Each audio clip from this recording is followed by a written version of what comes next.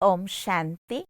நாம் செய்யும் செயல்கள் அனைத்தினுடைய பலனையும் நம்ம தான் அனுபவம் பண்றோம். ஆனா அந்த செயல்கள் மற்றவர்களுக்காக செய்ததா சொல்றோம். நமக்கு துன்பம் வரும்போது மற்றவங்க கொடுத்ததா சொல்றோம். ஆனா இல்ல, அனைத்துமே நமக்கு நாமே தான் உருவாக்குறோங்கிற கதைய இதன் மூலமா தெரிஞ்சுக்கலாம். ஒரு நாட்டில் இருந்த ராஜாவுக்கு குழந்தைங்களே இல்லை. தன்னோட சபையில 3 மந்திரிகள், தமக்கு நம்பிக்கைக்குரிய மிக நல்ல குணம் மிக்க 3 பேர் இருக்காங்க.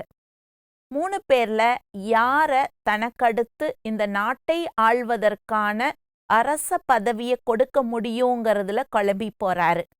அப்ப அந்த அரண்மனையில இருக்கக்கூடிய ராஜகுரு ஒரு ஐடியா கொடுக்கிறாரு. அந்த ராஜகுரு ஒரு முறையை சொல்லி கொடுக்கிறாரு.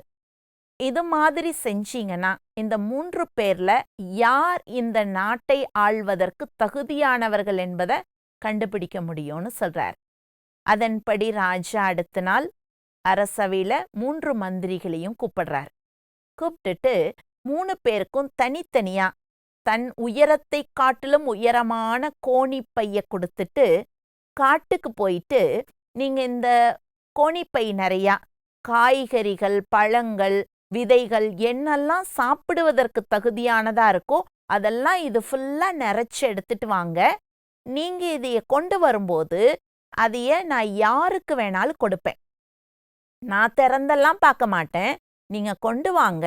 கொண்டு வந்ததை நான் விருப்பப்பட்ட மாதிரி யாருக்கு வேணாலும் கொடுப்பேன். இந்த காரியத்தை நீங்க செய்யுங்கன்னு அனுப்புறார். 3 மந்திரியும் காட்டுக்கு போறாங்க. அதுல முதல் மந்திரி என்ன பண்றாருன்னா, மகாராஜா இது மத்த யாருக்கோ கொடுக்கிறேன்னு சொல்லியிருக்காரு இல்லையா, அதனால பக்குவமா அதை அடுக்கலாம் அப்படின்னு கோணிப்பைய ஒரு ஓரமா வச்சுட்டு, காட்டுல இருக்கக்கூடிய பழங்கள், கிழங்குகள், காய்கறிகள் எல்லாத்தையும் ஒரு இடத்துல கொண்டு வந்து சேகரிச்சு, இறுதியாக அந்த பையில அடியில எல்லாம் கிழங்குகளா போடுறாரு. அதுக்கப்புறம் காய்களா போடுறாரு. அதுக்கப்புறம் ஓரளவுக்கு பழுத்த பழங்கள் போடுறார். மேல வரும்போது நல்ல பழுத்த பழங்கள், உடனே சாப்பிட்ற மாதிரியான பழங்களை எல்லாம் போட்டு பக்குவமா மேல அந்த பழங்கள் அடிபட்டு போகாம இருப்பதற்காக சில இலைத்தலைகளை எல்லாம் வச்சு பக்குவமாக கட்டி அரண்மனைக்கு எடுத்துட்டு வரார். 2வது மந்திரி என்ன பண்றாருன்னா, ராஜா கொடுத்த வேலையை நம்ம முழுமையா செய்யணும். அதனால அந்த கோணிப்பை எடுத்துட்டு போறாரு. ஒரு இடத்துல நிறைய பழங்கள்லாம் இருக்கு. அந்த பழத்தெல்லாம் முதல்ல எடுத்து உள்ள போட்டாரு. அதுக்கப்புறம் கிழங்குகள் எல்லாம் கிடைக்குது, அதையும் உள்ள போடுறாரு. அப்புறம் காய்கறிகள்லாம் கிடைக்குது. ஒரு இடத்துல பாதி கெட்டது, பாதி நல்ல பழம், அப்படி கலந்ததெல்லாம் இருக்கு. எல்லாத்தையுமே ஏதோட ஒன்று சேர்ந்தா தப்பில்ல அப்படிங்கிற மாதிரி கிழங்குகளையும் பழங்களையும் காய்களையும் கலந்து ஒன்னா போடுறாரு. அதுக்குள்ள பாதி கெட்டுப்போன பழங்களும் இருக்கு, நல்ல பழமும் இருக்கு. இந்த மாதிரியான கலந்த கலவையா தன்னோட மூட்டைய ரெடி பண்ணி அரண்மனைக்கு எடுத்துட்டு வரார். 3வது மந்திரி என்ன நினைக்கிறாருன்னா, நமக்கா கொடுக்க போறாரு, யாருக்கோ தானே கொடுக்க போறாரு. அதை பிரிச்சும் அவர் பார்க்க போறது இல்லை. ஏன் நம்ம ரொம்ப கஷ்டப்படணும் அப்படின்னு சொல்லிட்டு அந்த காட்டுல இருக்கக்கூடிய இலைத்தலை அதுகளை எல்லாம் 3/4 சாக்குக்கு நிறைச்சிட்டு, மேலால ஒருவேளை திறந்து பார்த்துட்டாருன்னா அப்படின்னு கொஞ்சமா பழங்களை மேலால வச்சு அந்த மூட்டையை ரெடி பண்ணி அரண்மனைக்கு கொண்டு வர்றார். 3 பேரும் அரண்மனைக்கு வந்த உடனே மகாராஜா ஒரு கட்டளை இடுறாரு. 3 பேரையும் தனித்தனியா சிறையில அடைச்சிருங்க. அவரவர்கள் கொண்டு வந்த அந்த மூட்டையோட அவங்கள அந்த சிறையில போட்டுருங்க. அவங்க கொண்டு வந்ததை அவங்களே சாப்பிட்டு 6 மாசம் கழிச்சு யார் உயிரோட வெளியில வர்றாங்களோ அவங்களுக்கு இந்த நாட்டை ஆளக்கூடிய அரச பதவியை கொடுத்துடலாம் அப்படின்னு சொல்றார்.